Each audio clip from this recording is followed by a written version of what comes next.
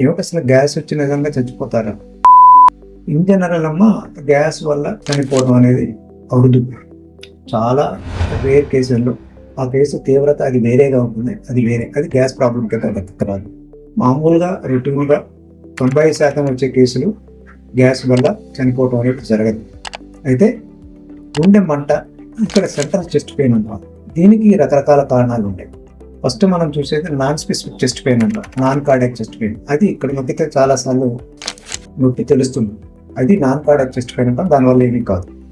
2 GERD అంటాం, acid పైకి తగ్గటం వల్ల. ఈ నొప్పి కూడాను ఎడమ చేతికి పాపచ్చు. ఇలాంటి వాటి వల్ల కూడా ఏమీ జరగదు.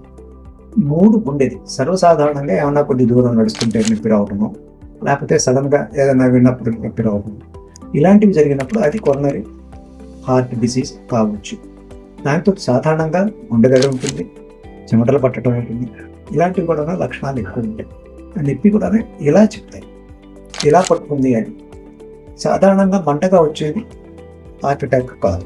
అలానే ఇక్కడ వచ్చిన నొప్పిని నెగ్లెక్ట్ చేయకండి.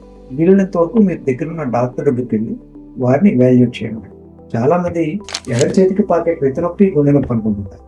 ఎడమ చేతికి పాకే నొప్పి ఇక్కడ మెడ పూసల దగ్గర నొక్కుని కూడాను ఇలాగా ఈ భుజానికి రావచ్చు, C3, 4, 5 ఉంటాం.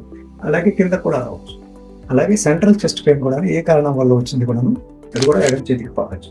అరుదుగా వాటిల్లో కొన్ని గుండె నొప్పికి సంబంధించిన ఉంటాయి. మీకు ఏమాత్రం అనుమానం ఉన్నా డాక్టర్ని కన్సల్ట్ చేసి వారి సలహా తీసుకుని మట్టుకి వైద్యం చేయించుకోండి. అన్ని గుండె నొప్పులు, అన్ని గ్యాస్లు మటుకు గుండెలు కావు. ఇన్ జనరల్ గ్యాస్ నొప్పి అనేది మనిషిని చంపదు.